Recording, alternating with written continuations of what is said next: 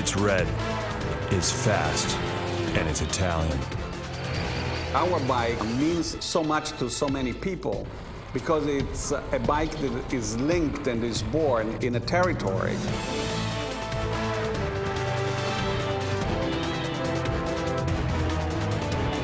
A bike born in La Terra di Motori, the land of engines. Working here, I think it's like being in love with a really beautiful woman. It is a uniquely Italian form of beauty, created to dazzle the senses. Our bikes should take the Italian design outside Italy, no?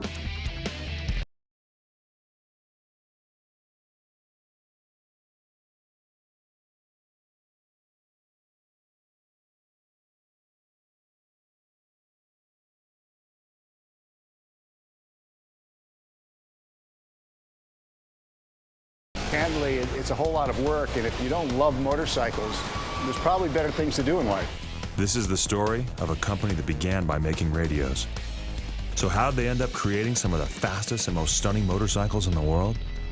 The answer begins with just one word: Ducati.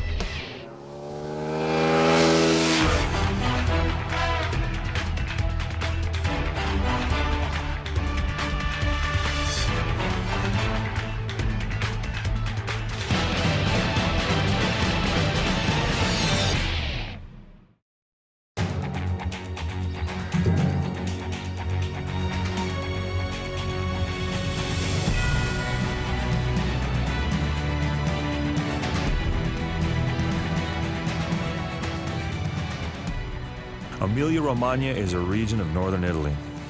Its name has its roots in antiquity. Emilia refers to Via Emilia, the original road connecting northern Italy to Rome. Romagna describes part of the Roman Empire during the Middle Ages.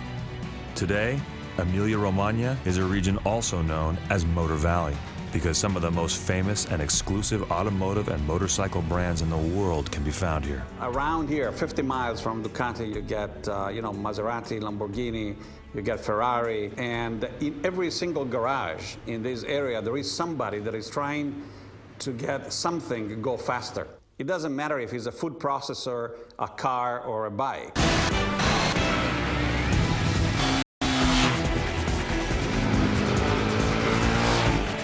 Going faster is a way of life in northern Italy.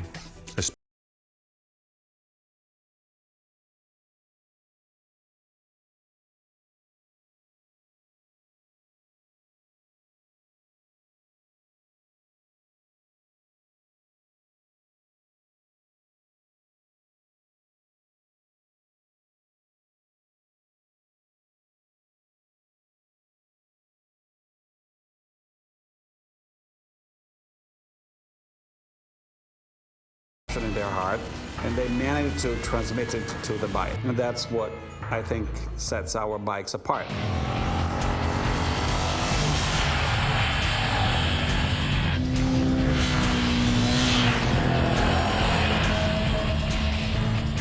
It is a unique two-wheeled passion that often leads people who build Ducatis to defy any obvious sense of reason or rationale for what they do. We do sometimes bikes that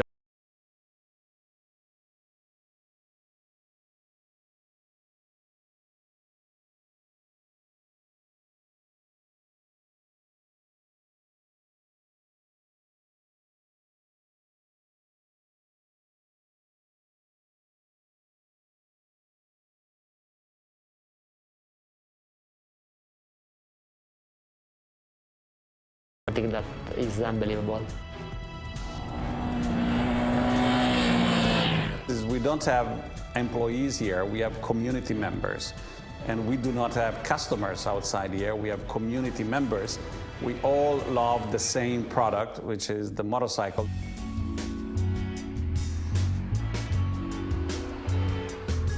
A community with its own name. Around the world, people who build, ride, or lust after Ducatis are known as Ducatista. So Ducatista is a person that doesn't want just a bike. It's not a commodity. It's not buying a commodity, it's buying something that make him feel special. This is a Ducatista for me. I think Ducatista is a biker, is a real biker that enjoy to drive the bike, red racing bike, Italian, without compromise.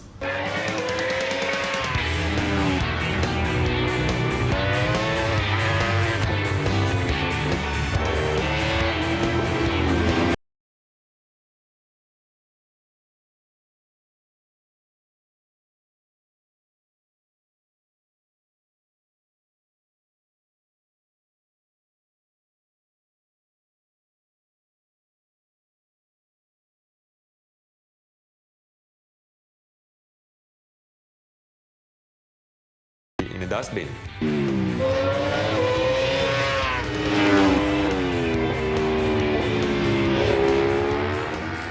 Yet racing is how Ducati competes against the giants of the motorcycle business.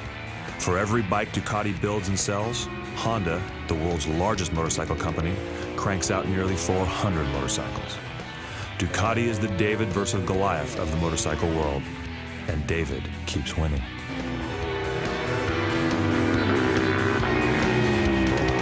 Honda builds around 13 million of bikes a year.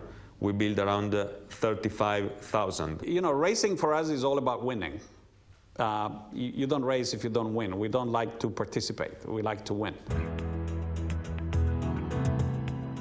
Today, winning is what Ducati is about. But racing was never part of the plan when Ducati was first founded. In fact, motorcycles weren't part of the plan either.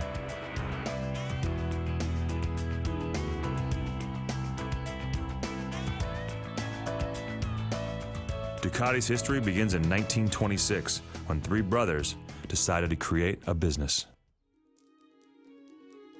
The brothers are inspired by the remarkable inventions of a local man named Guglielmo Marconi. He also lives in Bologna and wins the Nobel Prize for creating the first wireless telegraph for use on board ships at sea.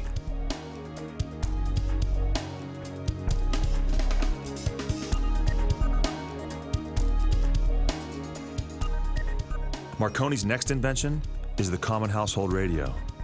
Fascinated by Marconi's work and believing there was money to be made in the new world of electronics, the Ducati brothers open a small factory to build electrical components. Soon, they are selling complete radios, an early electric calculator, and even an electric shaver.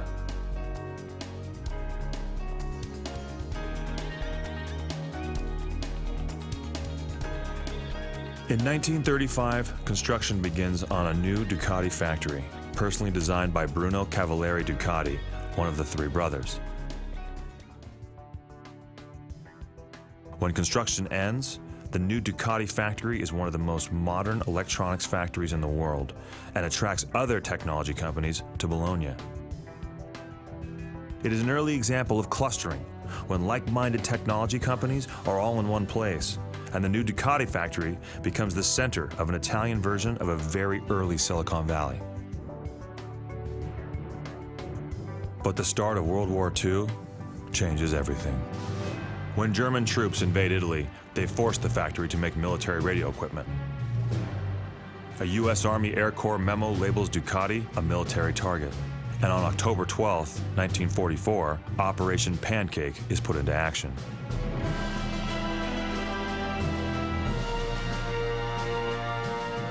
"75 American B-24 bombers take off from Stanora, Italy, and fly north, arriving over Bologna at 12:45 in the afternoon with one goal in mind: destroy the factory." These are actual bomb site photos showing some of the 750 bombs that are dropped. By 1 p.m. local time, the Ducati factory is leveled. Priority after World War II in Italy was surviving. To survive as a company, the Ducati brothers decide to drastically change their business. Instead of making radios, they will fill the need for cheap basic transportation in post-war Italy.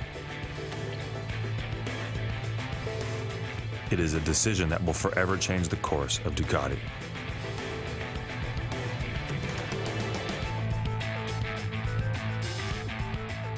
In 1946, Ducati builds a tiny engine called the Cucciolo and mounts it to an old bicycle frame. That's the beginning of the story, the seed that grows the tree of tradition in Ducati.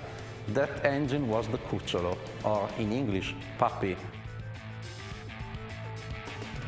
The Cucciolo makes just 1.5 horsepower, but what's really important about the tiny little engine is that it is the first new mechanical device of any kind to be manufactured anywhere in post-war Europe.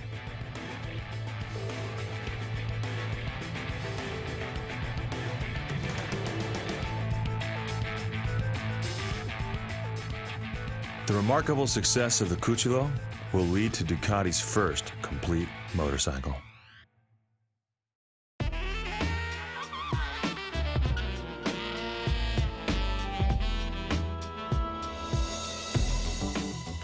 In 1950, Ducati introduces the 60 Sport. It is the first true Ducati motorcycle with a top speed of 40 miles an hour.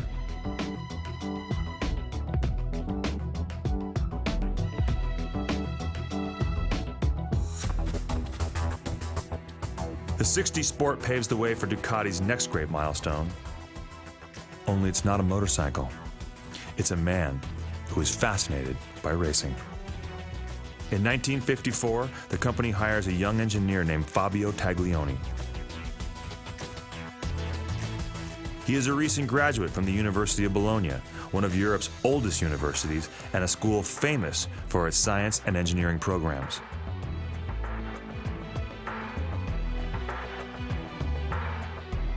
But it's Taglioni's passion for racing that transforms Ducati forever.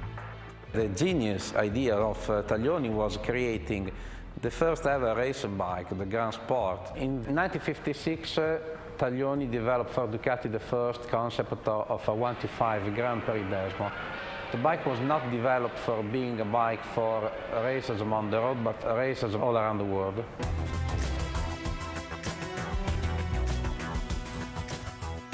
Taglioni's creation of the 125 Grand Prix Desmo instantly creates a type of dual personality for Ducati. On one hand, Ducati makes its money selling street bikes to the public. But on the other hand, its sales are the result of the fame Ducati achieves on the racetrack. Ducati's racing image becomes immortalized in 1956 when the 125 Desmo wins the Swedish Grand Prix.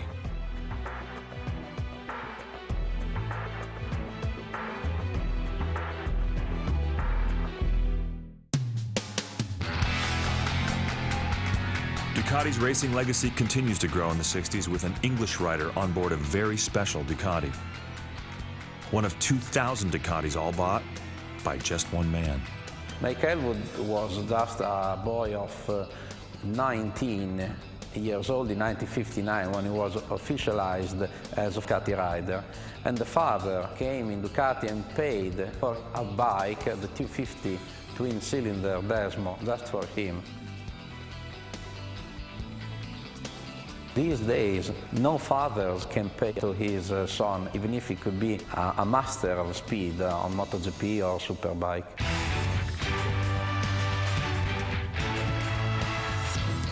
Actually, Mike Hailwood's father, Stan, couldn't convince the factory to build just one bike for his son. So he orders 2,000 motorcycles. The result? Mike Hailwood becomes a legend on the track. And Stan Hailwood becomes the very first Ducati dealer in Britain.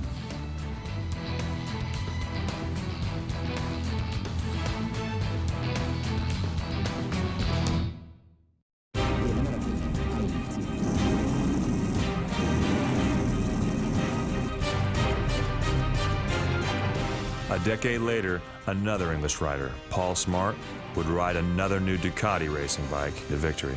We started with the 750. It was the bike that allowed to Paul Smart and Bruno to conquer the first and the second place at the 200 miles of Imola in 1972. We beaten the scary monster of that age, Giacomo Agostini.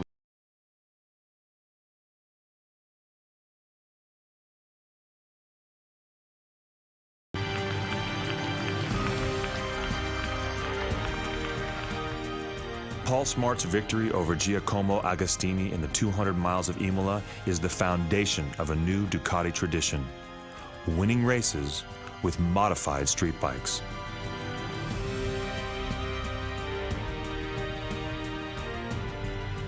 While Agostini's Scary Monster is designed by MV Agusta just for racing, Paul Smart's Ducati is a customized version of a motorcycle that anyone could have gone out and bought in 1972.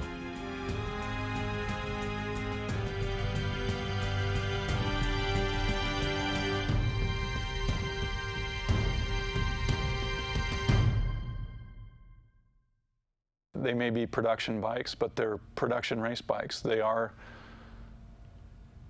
the foundation on which Ducati's built its reputation and racing success.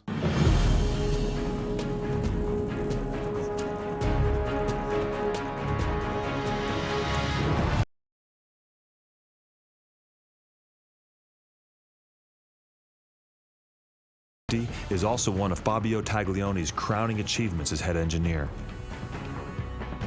The success of the bike reinforces the genius of a unique engine layout Taglioni creates, an engine layout called an L-twin. This basic design becomes a hallmark of future Ducatis. We continue to make a large displacement air-cooled engine. It's an L-twin, Ducati L-twin. It's part of the tradition of Ducati. That's one of the reasons. And it's important to us because it's very much in line with our philosophy of lightweight sport bikes.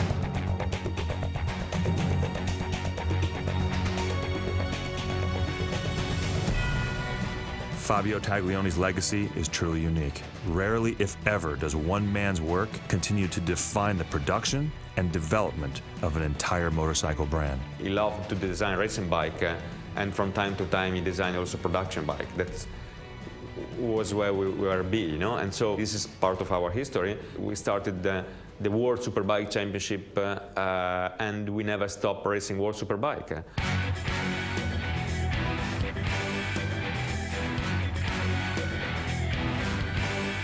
The success of Taglioni's L-twin engine sets the stage for Ducati's domination of World Superbike racing.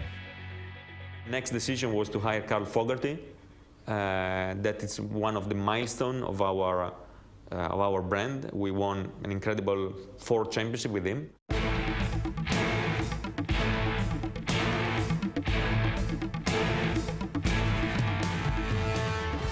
Carl Fogarty's 4 championships delight the Ducatista community. But it's the bike he rides that truly gets the glory.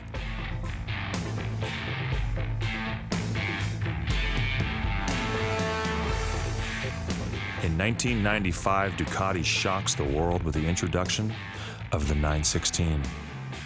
It is a motorcycle that captivates both riders and non-riders alike, becoming the icon of what all sport motorcycles should be: sleek, powerful, sexy, and successful on the racetrack. 916 became so popular at that time, like Vespa in the early 40s, for motorcycle enthusiasts. There have been no other concept of this bike had been so able to capture the interest, like love at first sight. The best bikes ever of the 90s, that was 916. Everyone in the planet loved this bike.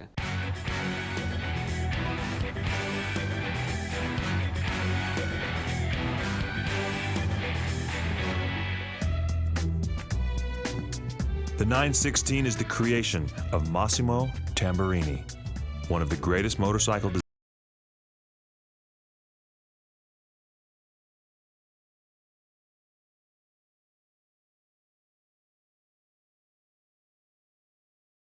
Them all by never letting go and keep pushing my idea.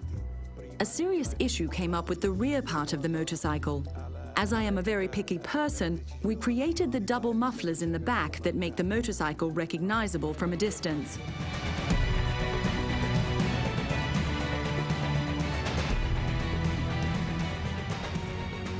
It was just sex on wheels. It really was. I mean, it just looked like it was going 120 miles an hour sitting still.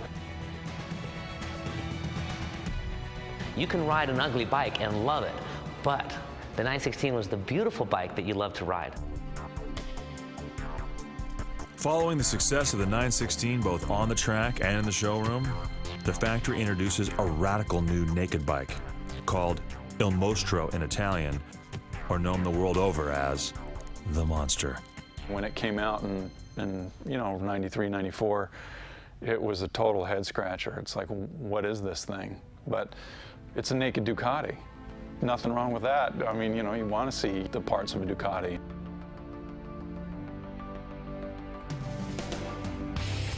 At its core, the Monster is a motorcycle in its most basic form. There's no fancy fairing or bodywork, just raw, exposed parts. There's a mechanical honesty to a naked bike, that what you see is what you're getting. And that's the nice thing on a Ducati, is that there's a certain humanity to the bike. It's like a historically significant structure.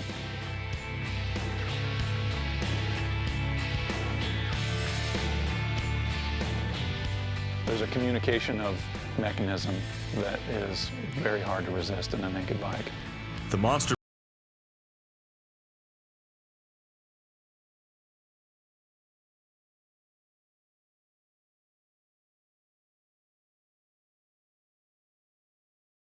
It was just a well-done sport bike that happened to be naked, and it just hit everybody that was a little tired of everything too dressed up and everything too done. It was just bare bones back to the motor in motorcycling.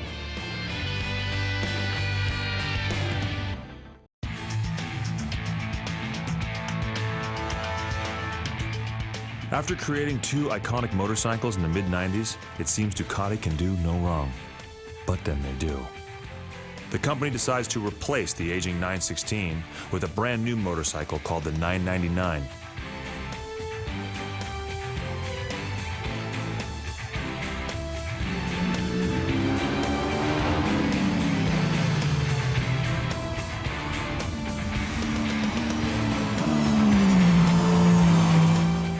The radical new shape and looks of the bike fail to win over the Ducati faithful. The 999 had to follow the 916 drive model, and that's a tough act. That's like walking on the stage after Elvis Presley. It's just played, what are you gonna do to impress anybody?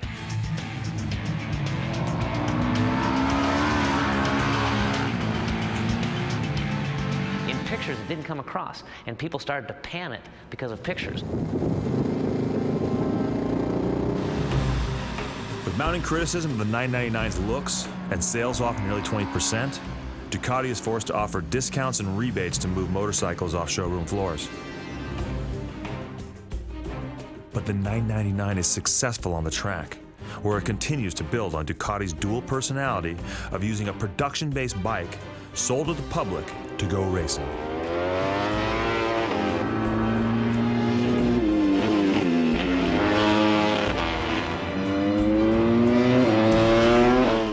The 999 wins 3 World Superbike Championships. In 2006, the bike is virtually unbeatable, with Troy Bayliss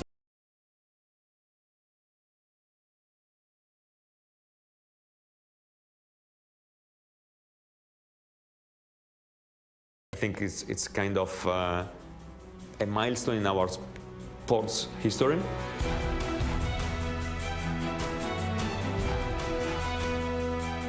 Troy Bayliss becomes the successor to Carl Fogarty in the long line of great Ducati riders. He wins World Superbike races on 3 different generations of Ducati Superbikes, starting with the 916, then with the 999, and now with a brand new Superbike called the 1098.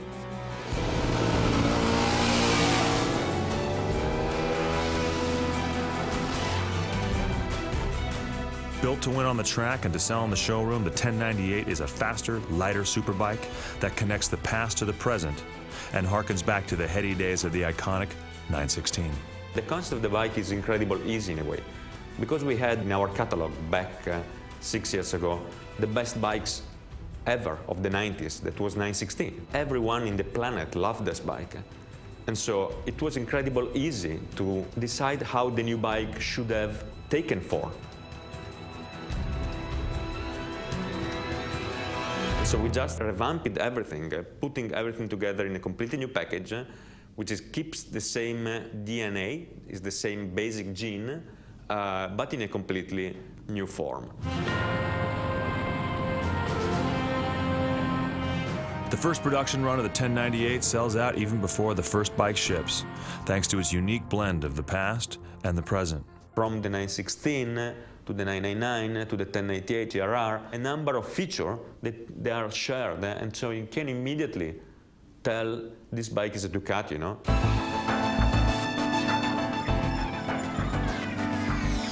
While you can immediately tell that the 1098 is a Ducati, from the very beginning, it was built to be the best production sport bike ever made.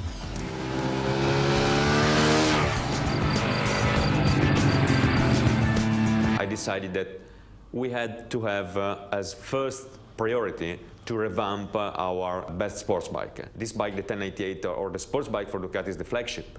Everything else followed. And so I put my energy, my full energy, in designing the concept of the bike.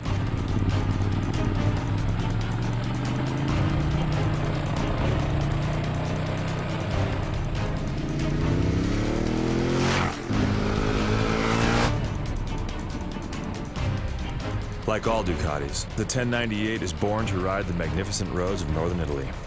Roads that have been the inspiration for every Ducati motorcycle ever built. And this is where each and every Ducati has been crafted and created, the Ducati factory in Bologna.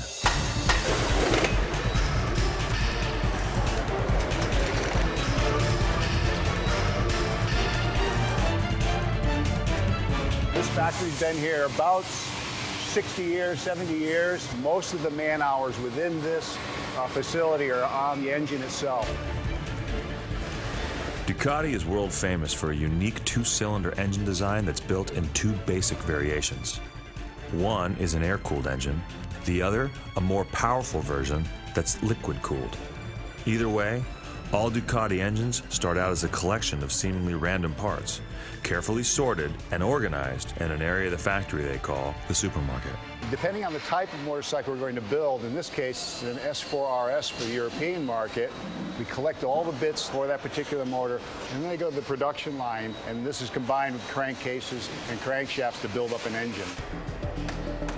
Ducati's air-cooled engine is a lot like the classic Chevy 350 V8.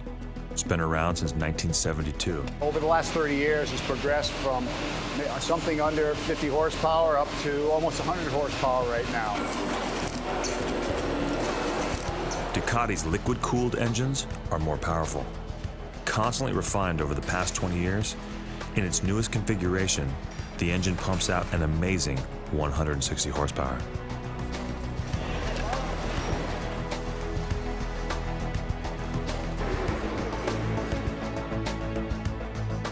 Building a Ducati engine is more hand assembly than automated mass production.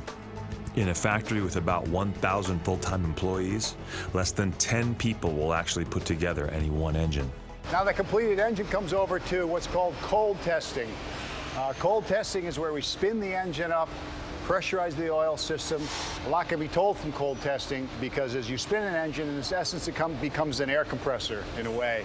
And we can tell about compression, efficiency of the cylinders during this testing. Cold testing is a way to run the engine for the first time, but do it without fuel or even turning on the ignition.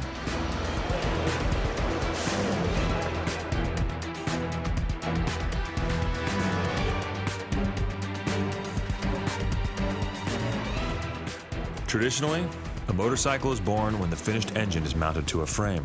In Ducati's case, that frame is as famous as the engine. They call it a trellis frame, and it's made from cut and mitered tubing that's welded together. It looks simple, but none of those tubes are placed there at random. The trademark trellis frame is the result of years of trial and error and is a key component of the new Ducati 1098 Superbike.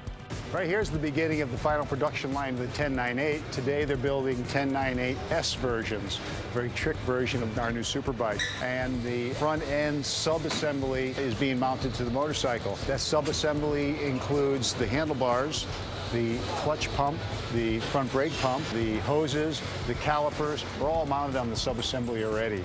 The more complex the bike becomes, the more sub-assemblies there are. The more sense it makes for us to build up the tail section of a bike with the components that hang on it in another department. Now it goes on to the automated production line where the bike is carried along. This is where we start to put the wheels on the motorcycle and some of the other body components. The new 1098 is the best performing Ducati production superbike ever. One key to its performance is shaving off weight during the construction process. At 360 pounds, the 1098 weighs 40 pounds less than the model it replaces. In the world of high-performance motorcycles, that kind of weight loss is huge. When you think about sport bike weight, it's crucial. And so everything we did was fully dedicated for developing the bike that was the lightest as possible. As long as I've been around motorcycles, it still amazes me whenever I pick up one of these, how amazingly light this assembly is. I'm not a particularly strong guy, and I think you can sense the lightness of this wheel, and it's one of the ways we get performance out of the motorcycles, lightweight wheels and great tires on the motorcycle.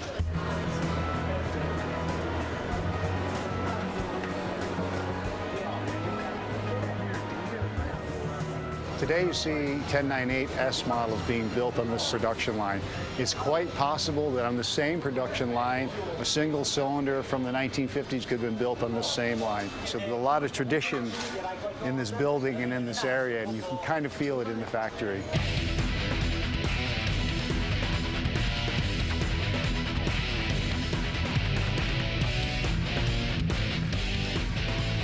You can see now we're getting ready to install the exhaust canisters to the exhaust system. We have the 2 cylinder pipes coming up now, and the next step, we'll put those exhaust cans on.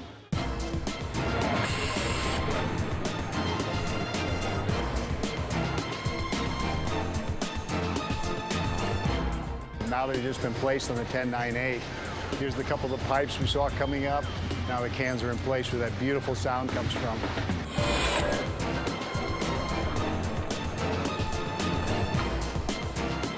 We're the first manufacturer to produce a motorcycle with monoblock calipers. They're essentially a brake caliper that's made from one piece of alloy and then machined. Those monoblock brakes were first developed for Ducati race bikes. On the street, they give the 1098 the most powerful brakes of any production motorcycle in the world. This is the final testing of those motorcycles we've been seeing built up. This is the first time the engine runs. We're testing the engine efficiency, looking for quality, any leaks, checking the brakes. There's lots of telemetry in there for the motorcycle, but also the senses of the tester himself. What does he feel? What does he hear? What does he smell when he's testing that motorcycle? We really depend on their experience and instincts at this part of the process. It takes more than experience and instincts to build a Ducati. It takes a very unique Italian attitude toward motorcycles. You just walk in and it's, people are smoking and it just feels like old-time Italy, real sausage making kind of, we're building bikes here.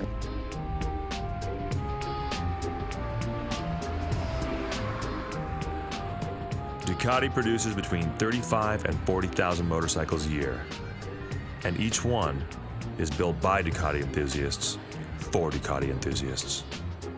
You look around, you see signage with pictures of the motorcycle components, red doors, blue signs. It kind of reflects the Italian attitude towards life and kind of reflects the soul that you feel when you ride a Ducati motorcycle. There's a lot of color in our motorcycles when you ride them, and I think that's reflected in the factory when you look around. From the walls to the finished motorcycles, the vibrant colors are yet one more reminder that Ducati has never lost sight of its Italian roots. There is not only the personal satisfaction of being able to deliver to the market something you dream of, but to give this country, which is Italy, something to be proud of, and the people that work here something to be proud of. How many sensations might have a human being? We have 5 sensations: smell, taste, sight, hearing, and feeling. I used to say that Ducati can touch 3 of the 5 human sensations. You cannot smell a Ducati, and you cannot taste a Ducati, but you can recognize a Ducati from the side, from the shape.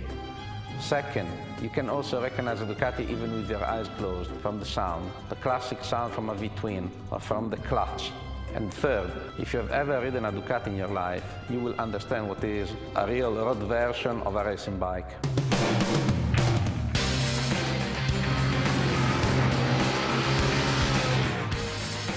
The bikes that Ducati creates touch the human senses and showcase a clearly Italian kind of style. In northern Italy, motorcycles are not just transportation. They are fashion statements, created by mechanical artists looking to push the edge. Designers always have their work with them because everything we see, we observe, gets stored away, and then hopefully one day it'll come out in a useful form. So designers by nature are observant and curious, so you're never away from your work, ever.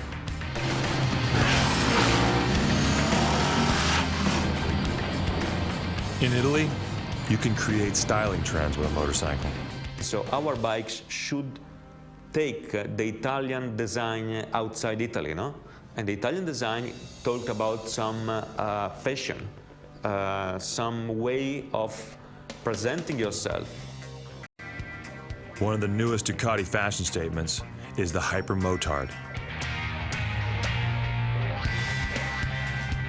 The bike has the soul of a race bike, but doesn't look like a race bike. In fact, it doesn't look like anything Ducati has ever built before. We call it the Hyper Motard. There's been a trend over the last 10, 15 years of having these super motards. They essentially bikes, and those people don't really know about. They were born in America. It's not a French invention, even they'd like to think so. It was born in America called super bikers when I was young, which is a while ago. The tall wheels, upright seating position, and wide handlebars are all design cues that can be traced directly to the Hyper Motard's American superbiker origins. Those original machines were called motards because they were multi-purpose motorcycles that could be ridden in the dirt or on the street. The motard basically is a bike which has really open feel at the back, very lightweight exhaust system, very spares bodywork, very essential. So we've got the small panels on the front, got a mudguard which is abbreviated, fairly long travel, motocross handlebars. On this particular one, we've got the mirrors integrated in handlebars, so that keeps it very clean.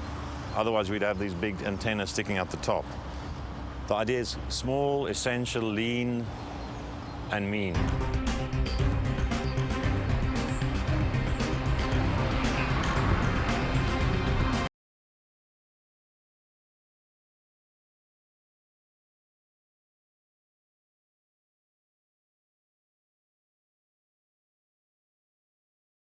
A magician. And what we did, we put Pierre on a farm outside of the company to do his own magic tricks.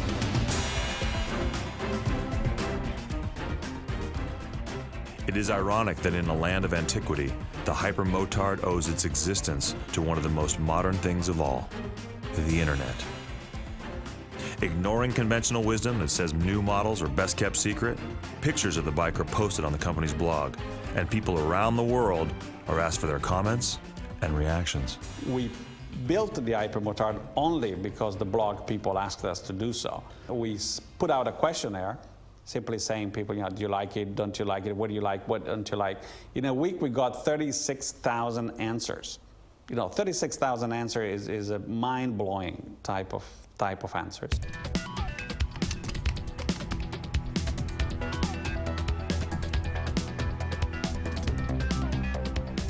The response to Ducati's blog is so overwhelming that it actually causes the Ducati website to crash.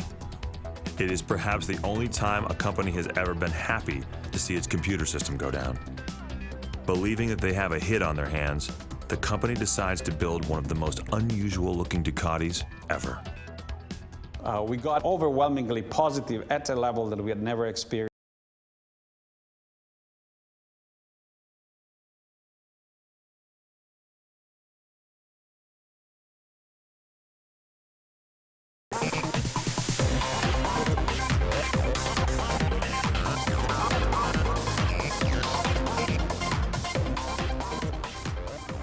The design process is about limiting the damage. So it's very, very hard to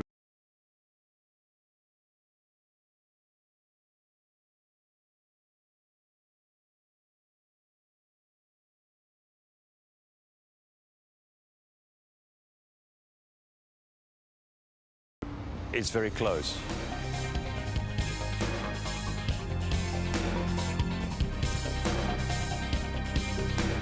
You know, you can't really push it on the road that hard, but it's about having fun, being in the outdoors, and especially in Italy, great scenery. And when you ride with your friends, it's just being in company.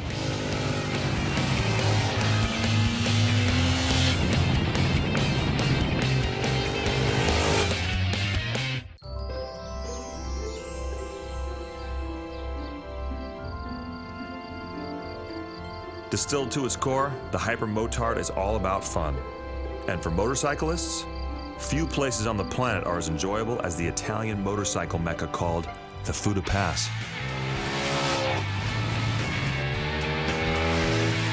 The Fuda Pass is a very twisty, winding road that connects Florence to Bologna. And no surprise, our bike comes out as the best cornering bike, the best braking bike, the best handling bike. And this is what really matters on a racetrack that is a very windy road.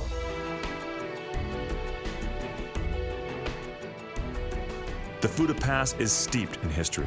The first written record of the road linking Florence to Bologna dates back to 1232. During the Second World War, the road was part of the famed Gothic Line, the last major German defense of the Apennine Mountains.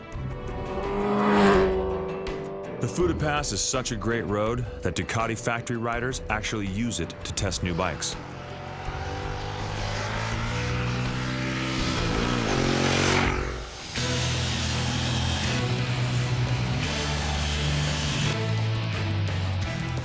It is virtually a racetrack on public roads. In one 30-kilometer stretch of the Fuda Pass, that's just about 18.5 miles, there are more than 200 curves and corners. Technically, the Fuda Pass is marked as Italian Regional Road 65 on a map, but there are many smaller roads not on the maps that split off in all directions. If two bikes are going up the mountain, it's a race, right? That's the way it's going to be. They have a very clear understanding that life is about enjoyment, and motorcycles are about the most enjoyable thing you'll ever do.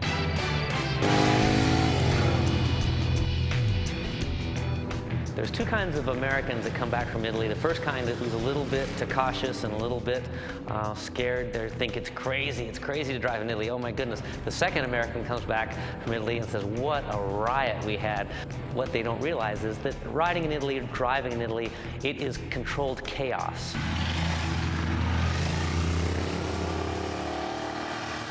Along the Fuda Pass, you can see almost every model Ducati makes.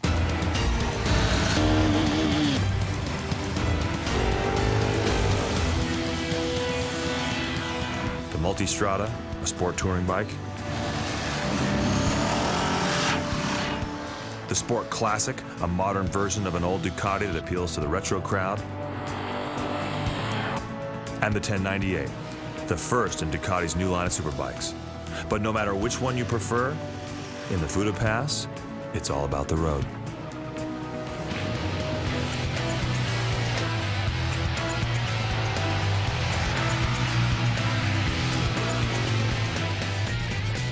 The Fuda Pass is a motorcycle fantasy land.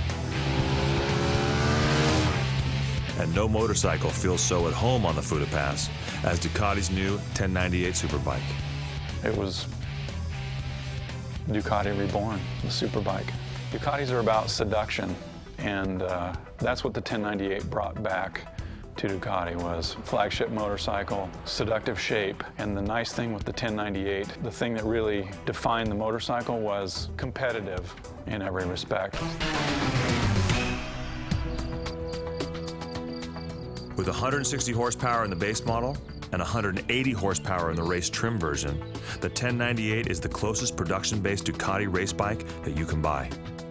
The way we set up the bike, suspension-wise, geometry, weights, weight distribution, the feeling you get from the bike because of how the bike is developed and set up is probably the more similar to a racing bike that you can really buy. Touch the brakes, it stops. You pick the throttle up, it goes. You think about turning, it turns. I mean, that's what a race bike is. It's supposed to be a very efficient machine. And that's what Ducati's done with the 1090. That's what Ducati does. I mean, it creates efficient machines.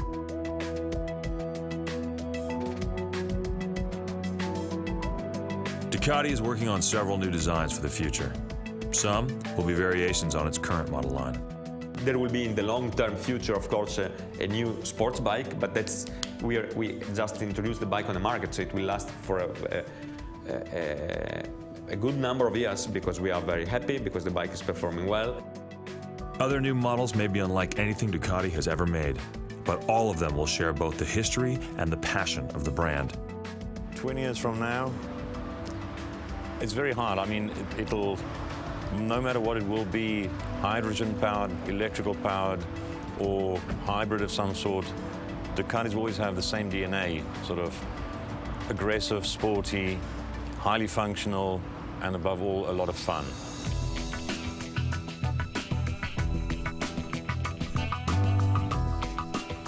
Change is a risky business for Ducati, something the company learned the hard way with the 999.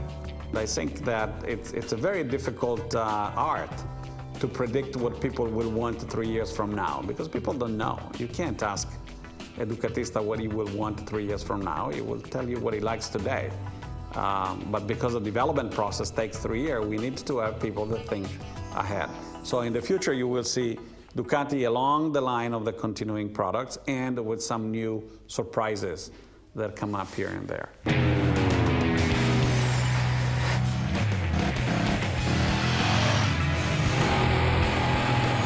While the future is hard to predict, the reason for Ducati's success is not. It's all about passion for the bikes, the brand, and Italy. I think for me being an engineer and for being a person passionate about bikes since I was a child, I think it's the possibility to give this country, which is Italy, something to be proud of, and the people that work here something.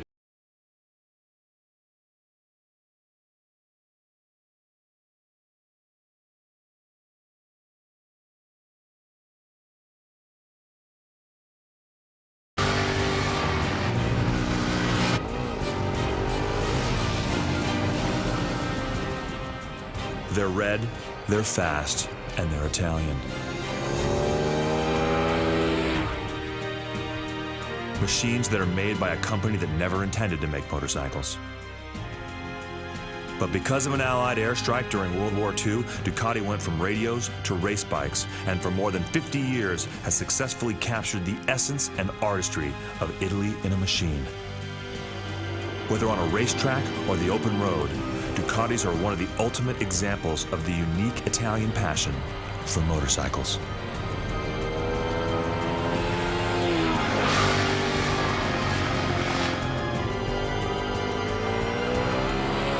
I'm kind of stuck in traffic. The clutch is heavy. It's kind of dragging. You know, it's a race bike. It's making lots of noise. And I'm like, what? God, how am I going to get back? It was hot. And this guy on a scooter rides by me in between our direction and oncoming traffic. And he's lane splitting basically in between oncoming cars. And I looked at that and thought, well, here we go. And that was my Italian ride, you know, like exposure to Italian riding culture. Just hit the wrong side of the road, you know, just go.